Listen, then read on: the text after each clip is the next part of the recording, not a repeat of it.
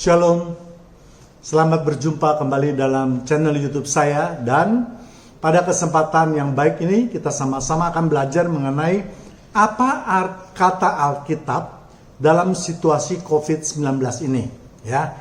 Apa yang telah Tuhan gariskan dalam situasi saat ini, di mana dunia bertambah jahat.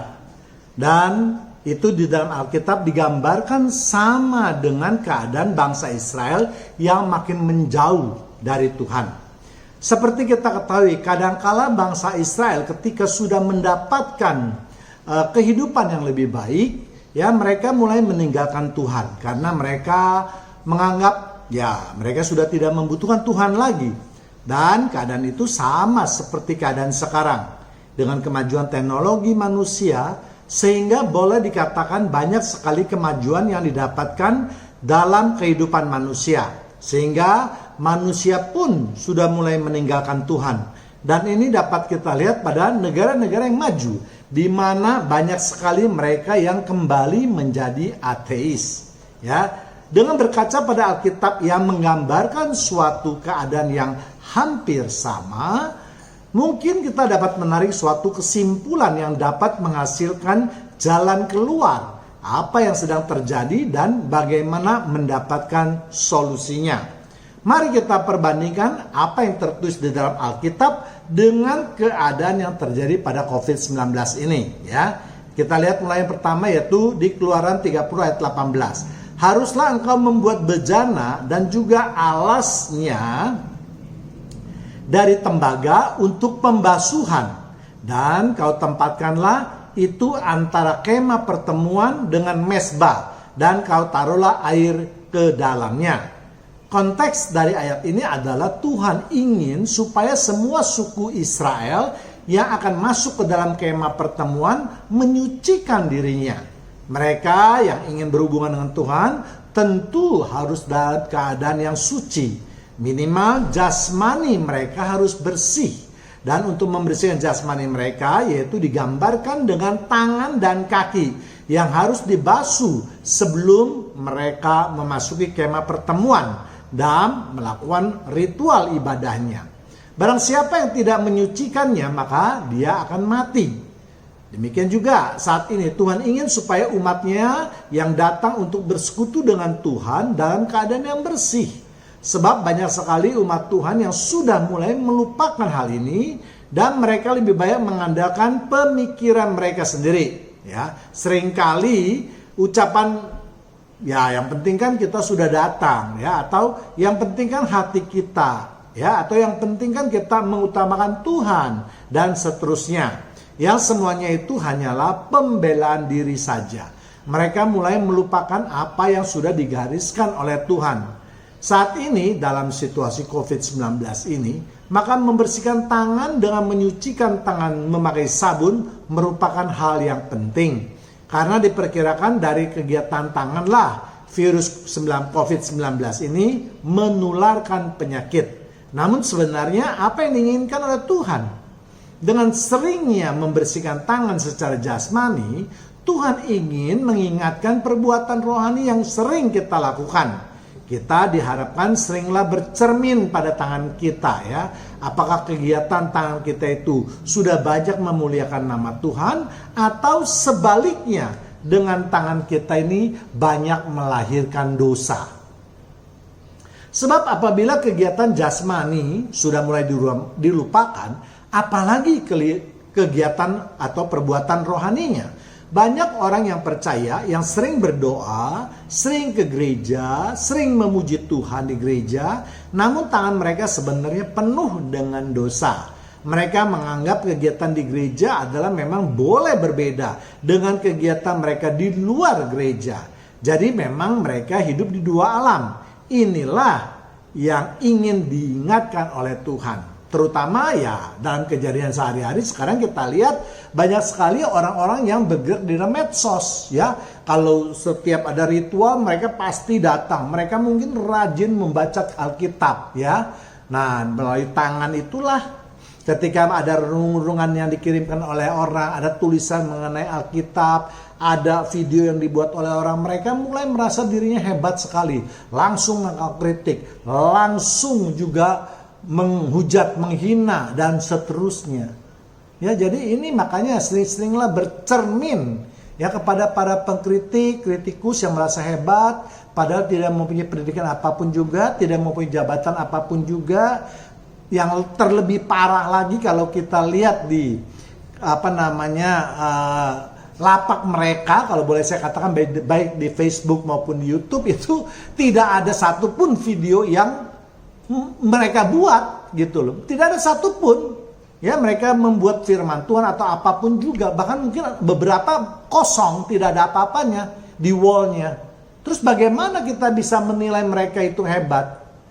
Ya, jadi saya ingin ingatkan kembali, sudahlah kalian lah ya yang tong kosong nyaring bunyinya itu ya. Jangan bertingkah, jangan terlalu baik bertingkah, jangan merasa diri Anda hebat. Kalau Anda hebat, mari buat video yang sudah berulang kali saya ajak. Mari memberkati orang ya. Jangan ada orang yang mau memberkati orang lain, Anda menjadi batu sandungan. Itu selalu terjadi. Saya lihat di posting siapapun kebanyakan ya. Kebanyakan, kecuali posting-posting yang sifatnya memang firman Tuhan saja isinya. Ya, tapi posting-posting kalau yang berupa renungan ataupun berupa video itu pasti banyak dikritik. Saya pun demikian. Kalau saya posting pasti dikritik. Bahkan ada beberapa admin yang terus-menerus tidak mengizinkan postingan saya atau selalu di-decline, selalu ditolak. Saya tidak tahu ini apa maksud dari admin ini. Ya, apakah dia ingin menguasai grupnya? Oh, hanya grup orang-orang dia saja yang boleh mengirimkan postingan atau bagaimana? Saya tidak tahu ya. Untuk itu jawablah para admin grup yang merasa selalu mendecline postingan orang lain ya. Kita kembali lagi ya. Jadi supaya umat Tuhan itu untuk melihat dan sering-sering membersihkan tangan mereka. Namun bagi mereka yang menganggap kegiatan mencuci tangan adalah sesuatu yang biasa saja, yang tidak mempunyai makna apapun kecuali untuk menghindarkan diri dari COVID-19, maka Tuhan masih mempunyai banyak ayat untuk mengingatkan mereka akan pesan yang ingin disampaikan oleh Tuhan. Ya, kita lihat yang pertama juga, yaitu di Imamat 13 ayat 4. Tetapi jikalau ada pada kulitnya itu hanya panau putih, atau tidak kelihatan dari dalam kulit, dan bulunya tidak berubah menjadi putih, imam harus mengurung orang itu 7 hari lamanya. Ya, konteks ayat ini adalah ketika bangsa Israel dalam perjalanan menuju tanah perjanjian, maka mereka yang kedapatan mempunyai tanda penyakit kusta. Maka beginilah aturan yang telah ditetapkan oleh Tuhan. Apabila mereka dicurigai atau mempunyai indikasi atau tanda-tanda penyakit kusta, maka mereka harus mengurung orang tersebut 7 hari lamanya di luar perkemahan tentunya ya. Hal ini dimaksudkan adalah supaya penularan penyakit itu diperkecil atau dihentikan ya, karena penyakit kusta ini dianggap menular, berbahaya dan mematikan. Sama keadaan yang diterapkan dalam COVID-19 ini. Jika ditemukan seorang yang dicurigai, maka yang membawa virus penyakit COVID-19 ini, maka yang bersangkutan haruslah dikurung 7 hari lamanya. Jadi bobot penyakit COVID ini atau COVID-19 ini sama dengan penyakit kusta pada zaman Musa, di mana penyakit ini memang belum ada obatnya. Ya, demikian juga dengan COVID-19 ini ya, sampai saat ini kita masih belum mempunyai obatnya, baru mempunyai vaksinnya saja. Dengan mengasihkan mereka selama 7 hari, maka nanti dapat ditarik kesimpulan apakah penyakit tersebut sudah berkurang atau sebaliknya. Ya, jadi sebenarnya COVID-19 ini dapat dikendalikan jika kita percaya dan berdoa kepada Tuhan serta menjaga daya tahan tubuh kita. Namun apabila hal sebaliknya yang kita lakukan, maka hasilnya pun pasti adalah yang sebaliknya, ya, yaitu penyakitnya bertambah parah.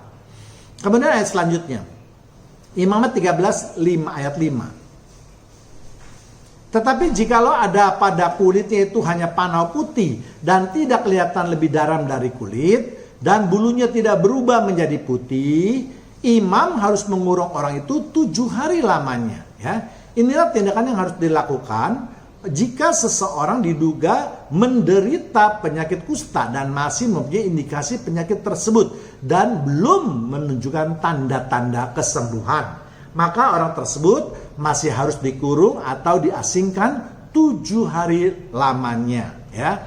Sama seperti dalam penderita COVID-19 ini juga, ya. Jika seorang setelah dites atau diperiksa masih menunjukkan penyakit itu masih ada atau tanda-tanda penyakit itu masih ada, maka si penderita harus tetap diasingkan selama 7 hari lagi, ya. Ini berarti sudah 14 hari sejak si penderita dicurigai mempunyai penyakit tersebut, atau yang biasa disebut dengan masa inkubasi. Artinya dalam masa 14 hari ini, inilah masa yang krusial atau yang menentukan, ya. Kalau 2 minggu atau 14 hari ini setelah ditemukan atau dicurigai adanya penyakit tersebut, orang tersebut masih kelihatannya sehat, ya, atau bertambah baik dari sebelumnya, maka itu tidak usah dikhawatirkan. Maka berarti itu orang tersebut akan sembuh. Namun apabila selama 14 hari itu ternyata kondisi si pasien ini lebih berat daripada sehari-hari sebelumnya, maka ini tentu harus dirawat di rumah sakit, ya, karena dicurigai penyakit itu bertambah parah atau ternyata penyakit itu orang itu benar-benar terkontaminasi atau terjangkit atau terpapar penyakit COVID-19 ini, ya. Jadi menurut saya ini bukanlah suatu kebetulan, tetapi semua ini adalah kehendak Tuhan yang ingin mengingatkan kepada manusia bahwa Tuhan tetap masih mempunyai kuasa atas semesta alam ini. Tuhan ingin mengingatkan kepada manusia bahwa bagaimanapun pandainya ciptaannya tidak mungkin melebihi sang pencipta. Namun kadangkala yang dicipta merasa dirinya sudah hebat, ya, sudah kuat, sudah melupakan penciptanya. Untuk itulah Tuhan memberikan suatu peringatan kepada ciptaannya bahwa hikmat mereka itu tidak apa-apanya bila dibandingkan dengan sang pencipta. Ya, apalagi kalau kita tahu firman Tuhan, ya, permulaan hikmat adalah permulaan takut akan Tuhan, ya. Jadi kalau mereka yang tidak takut akan Tuhan, tentu mereka tidak berhikmat. Ya, kemudian ayat selanjutnya kita lihat di Yesaya 26 ayat 20 sampai 21. Mari bangsaku, masuklah ke dalam kamarmu, tutuplah pintumu sesudah engkau masuk, bersembunyilah barang sesaat sampai amarah itu berlalu. Sebab sesungguhnya Tuhan mau keluar dari tempatnya untuk menghukum penduduk bumi karena kesalahannya, dan bumi tidak lagi menyembunyikan darah yang tertumpah di atasnya. Tidak lagi menutupi orang-orang yang mati terbunuh di sana.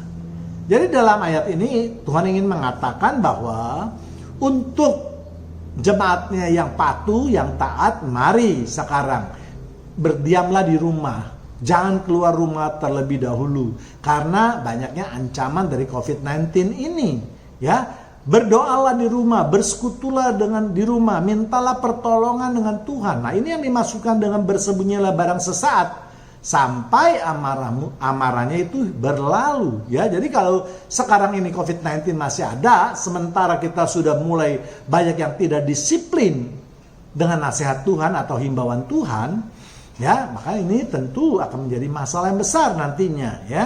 Ya, Tuhan ingin katakan apa? Tuhan ingin keluar sebentar, ya, untuk menghukum mereka. Ya, kalau kita pikir-pikir dengan daerah masa Paskah dulu, ketika ada semua anak sulung itu dibunuh atau dibinasakan oleh Tuhan, ya, maka ini kita mengingatkan hal ini juga bahwa sekarang Tuhan juga ingin mungkin membinasakan orang-orang yang selama ini dianggap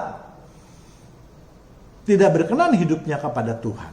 Ya, jadi mari jemaat Tuhan yang terkasih, harusnya kita sadar, kita ikuti apa yang tertulis di dalam firman Tuhan, ya.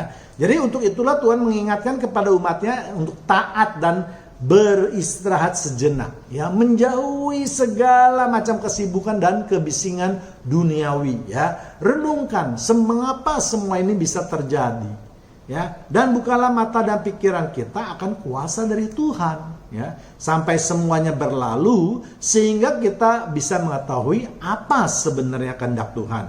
Sebab sesungguhnya Tuhan ingin menunjukkan suatu kuasanya yang selama ini dianggap tidak berkuasa atau tidak hadir. Ya, kebanyakan manusia sudah lupakan kewajibannya kepada Sang Pencipta, bahkan sebagian besar mulai melupakannya. Sekarang inilah Tuhan menunjukkan kuasanya kembali untuk mengingatkan kepada ciptaannya bahwa kuasa Sang Pencipta masih ada dan jauh di atas ciptaannya.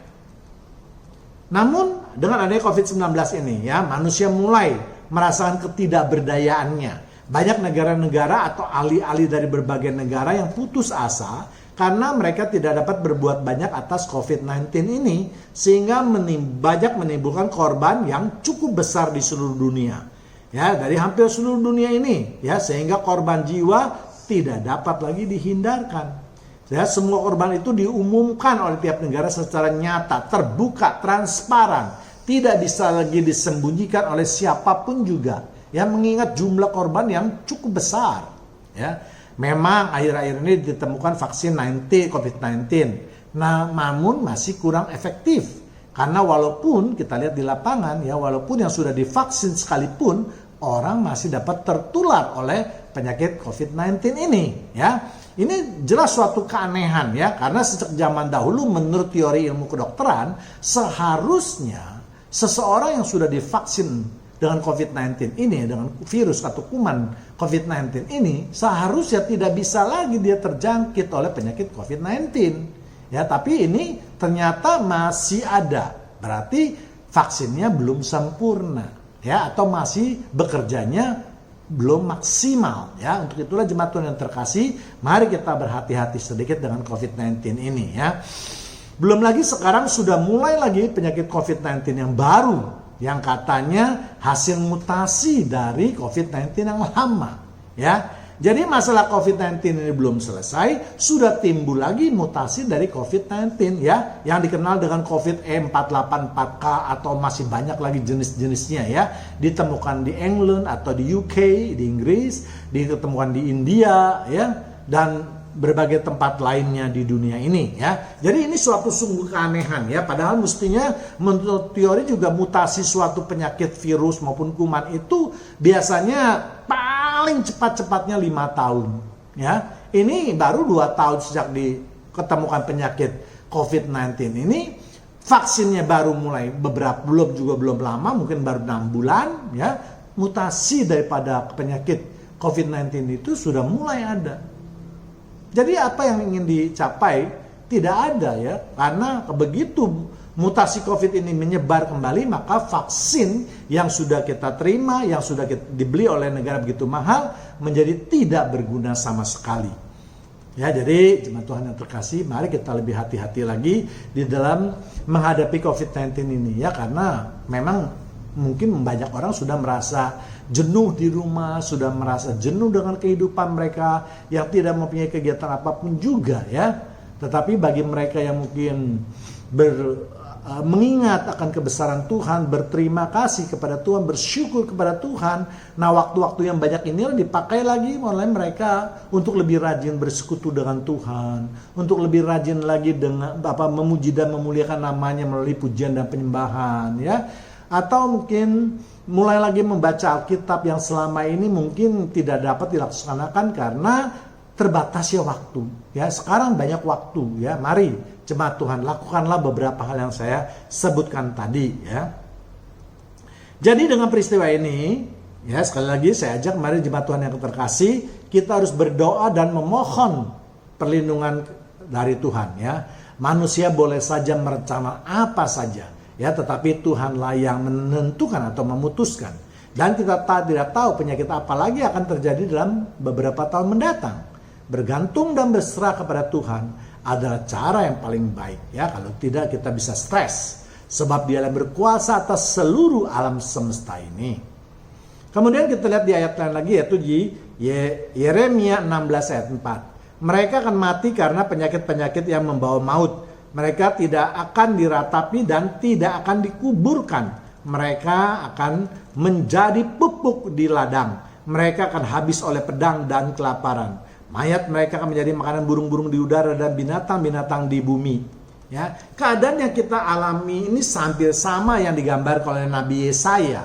Ya, pada penderita COVID-19 ini yang dianggap sebagai penyakit yang membawa maut, yang berbahaya, yang tidak dapat disembuhkan, ya, telah banyak memakan korban, dan mayat tersebut tidak dapat diratapi, tidak dapat diperlakukan sebagaimana mestinya, ya. Bahkan mereka sebagian tidak bisa dikubur, ya, walaupun firman Tuhan mengatakan hal itu, tetapi langsung dikremasi, ya. Nah, jadi bagaimana sekarang? Ya, kalau dulu kita pernah ribut seseorang itu apakah harus dikubur atau boleh dikremasi, ya, sekarang sudah tidak bisa menjawab itu, ya. Kita katakan sebaiknya dikubur, tetapi ternyata peraturan dan fakta di lapangan banyak orang yang dikremasi. Apakah mereka itu menyalahi firman Tuhan? Apakah mereka itu tidak masuk ke Firdaus? Ya.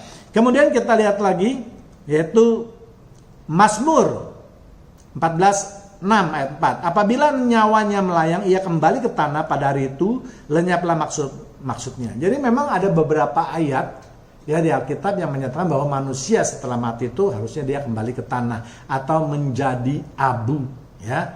Namun bagaimana sekarang keadaannya, bahkan untuk semua agama, bukan saja agama Kristen, ya, arti semua agama, karena pemerintah telah menentukan suatu ketentuan atau undang-undang bahwa atau peraturan bahwa mereka yang meninggal karena COVID-19 itu tidak peduli agama mereka, tidak peduli mereka siapa, tetapi semuanya harus segera dikremasi.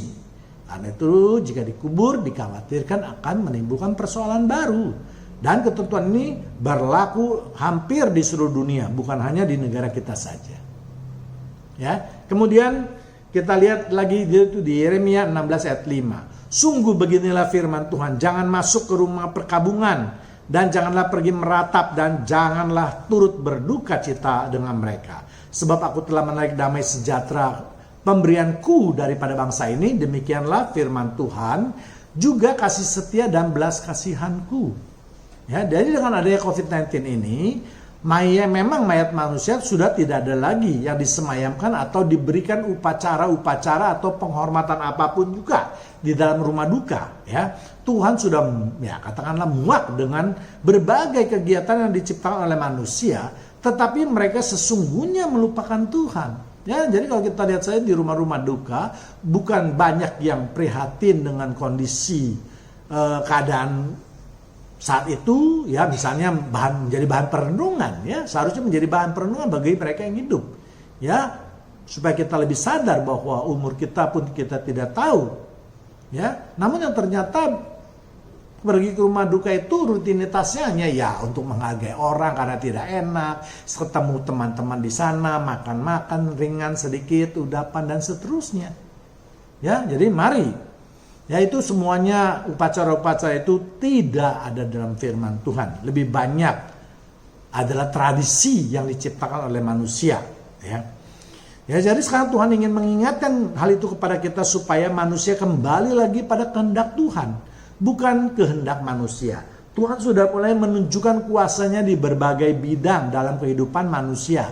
Dan biasanya tempat rumah duka adalah tempat di mana banyak orang memikirkan akan kehidupan yang akan datang, baru memikirkan urusan surgawi. Jadi biasanya memang di rumah duka itulah Tuhan ingin mengingatkan kepada siapapun juga bahwa umur manusia tidak ada yang tahu. Ya, mungkin besok, mungkin lusa, mungkin minggu depan bisa dipanggil. Tidak peduli umurmu itu baru 15 atau umurmu sudah 70. Ya, semuanya itu adalah masih misteri bagi kita ini, ya. Yaitu semuanya bagi kuasa Tuhan.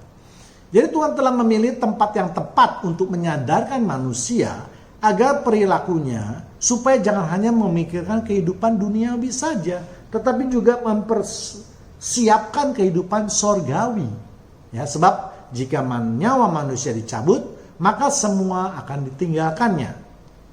Kita lihat lagi Yeremia 16:6. Besar kecil akan mati di negeri ini. Mereka tidak akan dikuburkan dan tidak ada orang yang akan meratapi mereka. Tetapi ada orang yang akan menoreh-noreh. Tidak ada orang yang akan menoreh-noreh diri dan yang akan menggundul kepala mereka. Ya, jadi Tidak ada orang yang menoreh-noreh dan menunduk kepala, itu menunjukkan kesedihan mereka ya. Ayat ini menggambarkan keadaan COVID juga 19 seperti ini ya. Tidak peduli apakah mereka itu anak-anak, remaja atau dewasa, semuanya dapat terjangkit COVID-19 ini. Tua, muda, kaya, miskin, ya semua golongan dapat terserang oleh terpapar penyakit ini. Ya, mayat-mayat mereka tidak akan dikuburkan dan tidak ada upacara apapun juga. Mayat mereka segera dikremasi setelah dinyatakan meninggal dunia, sehingga tidak banyak waktu lagi bagi mereka yang ditinggalkan untuk meratapi maupun menangisinya. Ya, sebab biasanya yang dilakukan manusia adalah mereka tidak peduli dengan kehidupan orang lain. Ya, yang terpenting adalah menyangkut kehidupan sendiri. Dan ini berlaku hampir pada semua golongan ataupun tingkatan. Apakah itu seorang ayah atau suami, seorang ibu atau istri, ya. Demikian juga anak-anak dan seterusnya, ya. Dengan adanya seseorang meninggal, barulah mereka sadar akan bantuan yang diperolehnya selama ini, ya. Kita tahu makhluk manusia adalah makhluk sosial, sehingga bagaimanapun juga membutuhkan komunikasi atau interaksi antar manusia itu sendiri. Bantuan jangan hanya dikaitkan dengan dana atau uang saja, tetapi perhatian, nasihat, pertolongan, percakapan, dan seterusnya, semua itu juga dibutuhkan oleh manusia di dalam kehidupannya. Ya. Kemudian Yeremia 16 ayat 7. Tidak ada lagi orang yang akan memecah-mecah roti bagi orang yang berkabung untuk menghibur dia karena kematian itu. Bahkan tidak ada orang yang akan memberi dia minum dari piara penghiburan oleh karena kematian ayah atau ibunya. Ya, lagi-lagi Tuhan mengingatkan bahwa tidak ada lagi kegiatan atau apapun, baik itu di rumah duka maupun di gereja, ya, bagi mereka yang mati karena COVID-19. Karena pemerintah sudah melarang berbagai kegiatan pemakaman tersebut. Kalau dahulu ada berbagai upacara bagi mereka yang merayakannya, ya, seperti upacara ibadah penutupan peti, ibadah malam penghiburan, dan seterusnya. Sekarang semuanya itu sudah tidak ada lagi, ya. Memang semua ibadah tadi merupakan suatu tradisi yang memang tidak pernah dinyatakan di dalam firman Tuhan. Dengan adanya ketentuan tersebut, maka bagi mereka yang ditinggalkan sudah tidak bisa lagi dihibur atau dikuatkan melalui berbagai ibadah yang tadi saya sebutkan. Mengapa hal tersebut bisa terjadi? Karena Tuhan lebih menginginkan atau mau supaya manusia berkonsentrasi pada hidup. Mereka inilah yang harus memperbaiki diri dari kehidupan mereka. Jangan lagi terpaku pada hal-hal yang bersifat tradisi yang sebenarnya tidak diisyaratkan di dalam firman Tuhan. Ya, tetapi Tuhan lebih suka kalau pada mereka yang masih hidup segera lebih banyak lagi bersekutu dengan Tuhan, memuji dan memuliakan nama Tuhan melalui pujian dan penyembahan, dan menaikkan korban syukur kita kepada Tuhan. Beribadah lebih sungguh-sungguh lagi, lebih sering kita berdoa, lebih sering kita memohon perlindungan dan pertolongan Tuhan, dan seterusnya. Yeremia 16, 8-9. Janganlah engkau masuk ke rumah orang mengadakan perjamuan untuk duduk makan dan minum dengan mereka. Sebab beginilah firman Tuhan alam semesta asli Israel. Sesungguhnya di tempat ini, di depan matamu dan pada zamanmu, akan kuhentikan suara kegirangan dan suara sukacita, suara pengantin laki-laki dan suara pengantin perempuan. Ya. Demikian juga dengan upacara perkawinan, ya. Kalau tadi dengan berbagai kegiatan yang mengingatkan kita pada suatu kematian, sekarang Tuhan juga sudah melarang atau mengingatkan kembali untuk tidak melakukan perbuatan-perbuatan atau kegiatan-kegiatan yang berhubungan dengan perkawinan. Pemerintah pun sudah menyatakan bahwa melarang semua kegiatan yang bisa mengumpulkan banyak orang karena khawatir mengenai penularan dari COVID-19 ini. Memang tidak pernah terpikirkan oleh manusia karena adanya keadaan semacam ini. Biasanya manusia bisa melakukan upacara ataupun perayaan apapun juga yang mereka kehendaki selama mereka mempunyai dana yang cukup. Namun sekarang dana itu sudah tidak menjadi berarti. Tuhan sama sekali tidak berkenan dengan berbagai kegiatan tersebut yang ingin menonjolkan sisi keduniawian. Tuhan ingin lebih banyak waktu yang disediakan oleh manusia untuk Tuhan sendiri ya. Manusia jangan hanya tertarik pada hal-hal yang duniawi dan akhirnya melupakan hal-hal yang rohani. Ya, yang pada akhirnya justru akan membawa kehidupan manusia ke alam baka. Dan ini tidak sesuai dengan tujuan Tuhan menciptakan manusia. Kita lihat di Amos 8 ayat 11. Sesungguhnya waktunya akan datang. Demikianlah firman Tuhan Allah. Aku akan mengirimkan kelaparan ke negeri ini. Bukan kelaparan akan makanan dan bukan kehausan akan air. Melainkan akan mendengarkan firman Tuhan. Ya. Dengan adanya COVID-19 ini juga telah memaksa gereja untuk menutup diri. Apalagi waktu permulaan COVID-19. Ya. Karena gereja juga dikhawatirkan akan menjadi tempat penularan COVID-19 ini. Kalau dahulu banyak orang diundang untuk datang beribadah di gereja, maka sekarang mereka sudah tidak bisa lagi. Ya, memang ibadah tetap dapat dilakukan dengan online. Ya, tapi tentu saja mempunyai kesan dan makna yang berbeda dengan ibadah offline atau tatap muka. Ibadah online harus kita akui kurang dapat merasakan kehadiran Tuhan. Ya, tetapi dalam ibadah tatap muka atau kehadiran Tuhan bisa lebih terasa. Lawatan, urapan Tuhan itu jauh lebih terasa kalau kita bisa beribadah langsung atau tatap muka. Inilah yang kesan yang harus kita akui secara jujur. Ya, gereja selama ini mengandalkan berbagai fasilitas, mulai dari penyediaan gedung yang mewah, alat-alat musik yang modern, dengan berbagai lampu sorotnya, dengan penyanyi-penyanyi yang top. Ya, sekarang semua itu tidak menjadi berarti. Ya, memang mereka tetap dapat melakukannya, namun tidak mendapat kebanggaan dan pujian dari penonton. Tidak ada lagi sorak-sorai dan tepuk tangan yang meriah. Tuhan ingin mengingatkan kepada umatnya, terutama kepada pemimpin gereja, bahwa bukan itu yang Tuhan kehendaki. Ya, Tuhan ingin mereka mengembalakan domba-dombanya dengan penuh kasih sayang yang selama ini terlupakan, ya, membawa mereka masuk ke dalam kerajaan sorga. Bukan dengan fasilitas mewah seperti itu, ya. Memang pada umumnya mereka mengatakan bahwa mereka berbuat demikian itu untuk kemuliaan nama Tuhan.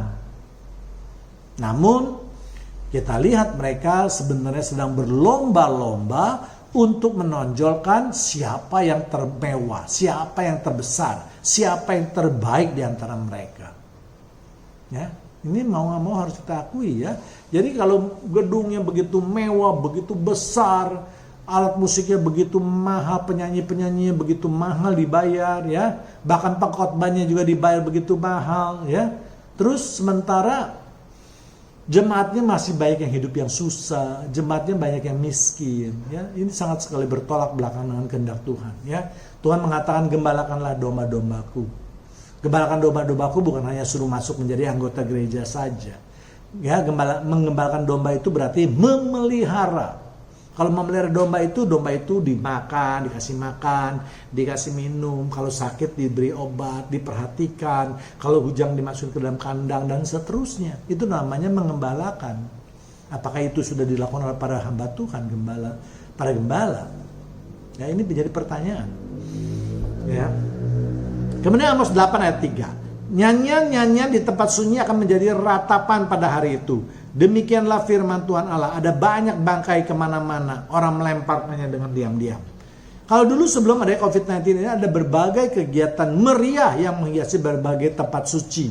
Misalnya di gereja, di kelenteng, di pura, dan seterusnya. Apalagi dalam setiap hari raya atau hari suci. Mereka merayakannya secara berlebihan. Sama seperti orang yang mengadakan pesta perkawinan. Mereka semua memang mengatasnamakan Tuhan. Tetapi perilaku mereka tidak mencerminkan hal tersebut. Kegiatan itu jauh daripada memuliakan nama Tuhan, lebih daripada memuaskan nafsu keduniawian kita. Banyak orang yang baru menyadari ketika Tuhan menyatakan kuasa menyelai COVID-19 ini. Mereka karena tidak bisa beribadah dan di gereja, maka mereka melakukan di rumah-rumah ataupun di jalan-jalan. Ya, dulu dapat kita saksikan banyak sekali rakyat-rakyat di Brasil, di Italia, dan berbagai negara. Mereka keluar dari rumah menyanyikan, memuji, menaikkan pujian, meninggikan nama Tuhan di jalan-jalan. Sambil menangis, sambil meratap, sambil menyesali perbuatannya, sambil memohon ampun kepada Tuhan. Namun sekarang sudah tidak ada lagi ya. Dan banyak juga di antara mereka yang tidak mau menuruti firman Tuhan supaya masuk dalam kamar, tetapi mereka melawan dengan ritual berhala, sehingga yang mereka dapatkan adalah kematian yang massal. Misalnya kita lihat beberapa waktu lalu di India, ya, ketika rakyat India yang percaya kepada dewanya, mereka berduyun-duyun mandi di Sungai Gangga, ya. Ada mereka berpikir dengan mandi di Sungai Gangga itu maka dewanya akan memprotek mereka, bahkan menyembuhkan penyakit COVID-19 ini. Tapi apa yang terjadi? Ternyata penularan COVID itu jauh lebih besar. Satu hari diperkirakan lebih dari 4.000 orang yang terpapar COVID-19. Nah, bagaimana kalau satu hari 4.000 itu rumah sakit dapat menampung? Ya, sementara kapasitas rumah sakit itu sudah hampir penuh. Ya, akhirnya ya mereka dirawat di bangsal-bangsal dimanapun, di tempat, di aula gitu ya, seadanya, yang memang tidak memenuhi syarat kesehatan, ya, kebersihan ruangannya, saluran udaranya, dan seterusnya. Ya, namun apa yang bisa dilakukan karena memang keadaannya sudah berdemikian. Dan akhirnya kita tahu, kita baca di berita bahwa banyak sekali mereka yang mati, ya. Akhirnya juga karena begitu banyak yang mati, mereka juga tidak boleh dikubur. Untuk kremasi saja mereka juga harus mengantri, ya, karena kapasitas krematorium itu terbatas juga, ya. Walaupun mau ditumpuk-tumpuk di luar, akhirnya baru bisa diselesaikan masalah tersebut, ya. Jadi mari jemaat Tuhan yang terkasih, ini menjadi bahan perenungan buat kita. Ketika meninggal pun tidak banyak orang yang dapat dilakukan oleh pemerintah maupun oleh keluarga korban, ya, karena prosedur mengharuskan mereka untuk segera dikremasi, sehingga ada banyak mayat-mayat yang ditaruh di pinggir-pinggir jalan untuk menanti atau menunggu nomor urut untuk dikremasi. Sama waktu pertama kali COVID-19 ada di Italia, negara maju, ya, mereka juga sampai menaruh peti-peti jenazah itu di pinggir jalan dekat krematorium, ya, menunggu waktu untuk dikremasi. Nah, dan hal ini belum pernah terjadi sejak ratusan bahkan mungkin ribuan tahun yang lalu. Amos 8 ayat 8. Tidakkah akan gemetar bumi karena hal itu sehingga setiap penduduknya berkabung? Tidakkah itu seluruhnya akan naik seperti sungai Nil, diombang-ambingkan dan surut seperti sungai Mesir? Inilah tantangan Tuhan kepada manusia sombong. Di manakah kekuatanmu selama ini yang kau banggakan? Apa yang bisa engkau lakukan kalau Tuhan sudah bertindak? Ya, seluruh manusia, baik negara yang berkuasa maupun yang tidak berkuasa, yang besar maupun yang kecil, semua gemetar menghadapi COVID-19 ini. Bahkan semua kegiatan pun dicurahkan, pemerintah negara maupun semua mencurahkan perhatiannya untuk menyelesaikan masalah COVID-19 ini. Ya, tidak hanya terbatas oleh beberapa negara saja, tapi hampir semua dunia itu ikut merasakan dan mengalaminya. Ya, itu yang digambarkan oleh Tuhan, bumi bergetar, ya, semua takut akan Tuhan. Manusia putus asa dengan adanya COVID-19 ini. Mereka merasa tidak mendapatkan jalan keluar untuk mengatasinya. Walaupun mereka telah mengerahkan segala daya upayanya, namun tetap saja hasilnya tidak memuaskan. Banyak korban terus berjatuhan, baik itu terhadap keluarga dekat maupun keluarga jauh, teman, saudara, dan seterusnya. Sehingga sekarang ini seluruh manusia di bumi dalam keadaan berkabung dan kewaspadaan yang tinggi. Mereka tidak dapat memprediksi apa yang terjadi pada hari esok karena banyaknya korban yang terus berjatuhan. Suatu daerah yang sudah dinyatakan hampir bersih dari COVID-19 lalu tiba-tiba muncul lagi. Bahkan dampaknya lebih dahsyat daripada sebelumnya. Ya, dunia dalam keadaan ketidakpastian. Ya, segala macam teori yang berhubungan dengan kehidupan manusia menjadi tidak berlaku. Ya, kita seakan-akan kembali hidup pada beberapa ratus tahun atau beberapa ribu tahun yang lalu. Ya, Tuhan mengajarkan kepada manusia untuk lebih percaya dan mengasihinya. Kemudian kita lihat Amos 8 ayat 10. Aku akan mengubah perayaan-perayaanmu menjadi perkabungan dan segala nyanyianmu menjadi ratapan. Aku akan mengenakan kain kabung pada setiap pinggang dan menjadikan gundul setiap kepala. Aku akan membuatnya sebagai perkabungan karena kematian anak tunggal, sehingga akhirnya menjadi hari yang pahit pedih. Ya, jadi dengan ada COVID-19 ini memang lebih banyak berita dukanya daripada berita sukanya. Berita sukanya seperti pesta perkawinan yang biasanya meriah sekarang dirayakan dengan sangat sederhana. Ya, Hanya pada mereka yang memang tidak mengenal Tuhan, tidak mempunyai empati, tidak mempunyai rasa kemanusiaan, itu mereka memang tetap mengadakan pesta yang meriah. Ya, itu memang susah ya. Jadi COVID-19 itu telah membawa sebagian kehidupan manusia untuk melakukan introspeksi terhadap diri sendiri. Namun sebagian besar tak acuh. Untuk itulah COVID-19 sampai hari ini tidak kunjung padam atau tidak kunjung selesai. Karena maksud Tuhan belum mencapai hasil seperti apa yang Tuhan mau. Ya, namun janji Tuhan akan selesai pasti. Ya, COVID-19 diperkirakan masih akan berlangsung lama. Tuhan akan terus memberikan kedukaan yang besar kepada manusia. Sampai manusia menyadarkan diri mereka bahwa sebagian terus melawan kehendak Tuhan. Namun akhirnya semua ini adalah suatu kedudukan yang besar bagi manusia. Artinya korban akan terus berjatuhan sampai manusia menyadarkan diri mereka dan mau menerima kehendak Tuhan. Amos 8 ayat 13. Maka mereka yang bersumpah demi Asima, Dewi Samaria, dan yang berkata, demi alam yang hidup, hai Dan, serta demi dewa kekasihmu yang hidup, hai Beersheba, mereka itu akan rebah dan tidak akan bangkit lagi. Banyak negara yang masih percaya kepada dewa-dewa, salah satunya India, Kamboja, Thailand ya, masih percaya mereka ya. Mereka yang percaya bahwa dewa mereka akan mampu memberikan perlindungan terhadap mereka, namun kenyataannya hal yang sebaliknya yang terjadi ya. Beberapa waktu yang lalu kita lihat ya, yang tadi sudah saya jelaskan, ramai-ramai dia merayakan hari suci keagamaannya di Sungai Gangga. Ya, dengan harapan bisa menangkal COVID-19 atau menyembuhkan penyakit COVID-19 ini. Tetapi ternyata apa yang kita lihat, hal yang sebaliknya yang terjadi ya.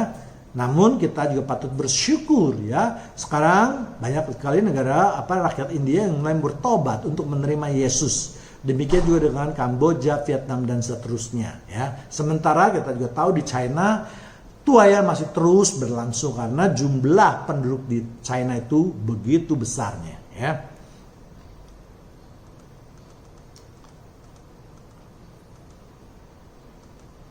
Ya, Tuhan telah menyadarkan manusia selama ini terlalu bangga dan sombong akan tuayan jiwa ya. Mereka selalu menganggap, manusia terlalu menganggap bahwa kalau bisa menuai jiwa 1, 2 orang, 5 orang, 10 orang itu sudah bangganya minta ampun. Dan merasa bahwa mereka adalah, kalau tanpa mereka Tuhan tidak bisa menuai jiwa. Nah sekarang Tuhan menunjukkan kuasanya. Kalau Tuhan menuai nggak tanggung-tanggung ribuan orang. Ya, makanya kita tidak usah bangga kalau kita cuma bisa menuai jiwa beberapa orang saja. Ya memang sekarang ini belum berakhir peristiwa COVID-19 ini ya. Apakah memang COVID-19 ini diciptakan oleh manusia? Karena ada juga isu-isu yang berkembang seperti itu. Ya, karena keserahan manusia, atau memang COVID-19 ini berasal dari Tuhan yang khusus ingin menyadarkan manusia untuk mengingatkan perbuatan-perbuatan manusia makin hari itu makin jahat. Kita ingat sebelum air bah itu terjadi, apa yang terjadi dengan manusia? Manusia berbuat makin lama makin jahat. Ya, tidak mau mendengarkan firman Tuhan, tidak mau mendengar nabi-nabinya. Akhirnya Tuhan Allah tidak punya jalan lain kecuali memusnahkan mereka. Ya, jangan sampai juga ini COVID-19 merupakan hal yang sama seperti air bah ini. Ya, nah, saat ini kita belum tahu. Mari kita akan lihat nanti dalam beberapa tahun mendatang pemikiran mana yang benar. Apakah memang COVID-19 ini diciptakan oleh manusia dengan tujuan bisnis, atau memang COVID-19 ini adalah kehendak Tuhan untuk menyadarkan perilaku manusia. Ya, demikianlah pemberitaan firman Tuhan mengenai apa yang dikatakan Alkitab. Keadaan yang hampir sama dengan apa yang dialami oleh bangsa Israel pada waktu zaman itu. Ya, Tuhan Yesus memberkati kita semua. Amin.